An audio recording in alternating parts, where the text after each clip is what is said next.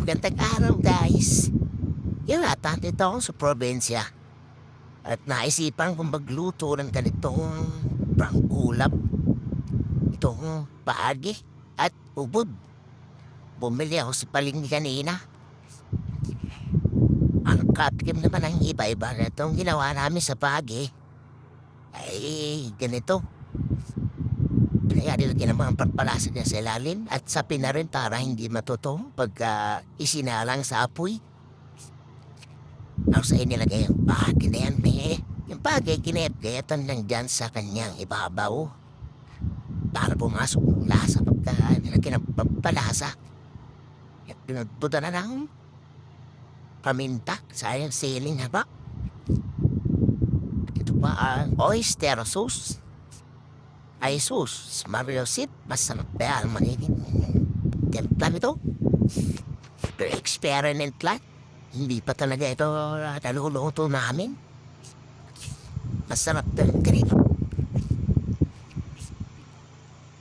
Hindi ng black beans at itong tomato sauce. Todo na yan, tomato sauce na yan para mas makulay. Ayan at sinalang na namin. Pintay lang ang mulo. At nilagyan ng magic sarap. Ito na nga at kati na. Ayun, okay, hindi siya natutong dahil nga may saping tandad dun sa ilalim.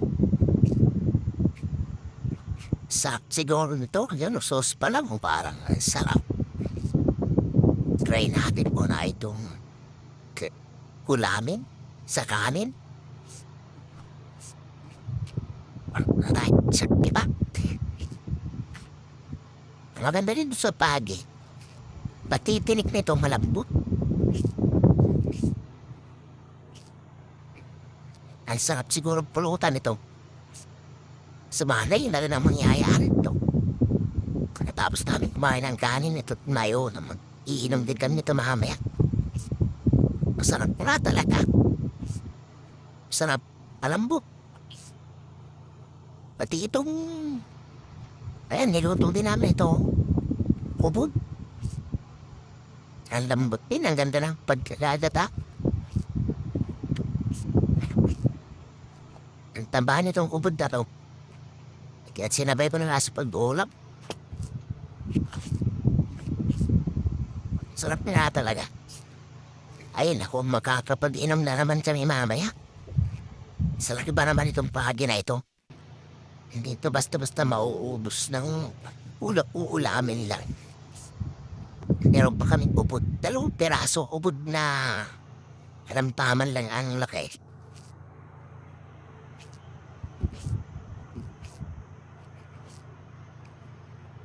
Ayos. Ito ang maganda rito sa province na makakapagluto ka ng mga ganitong isdang gusto mo. Madali lang bumili.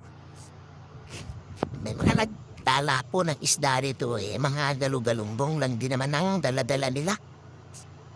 Kaya naisipan namin pumunta sa palengke at eksakto at meron nga. Kaya bumili ako ng isang ubod at itong pagi. Ayun,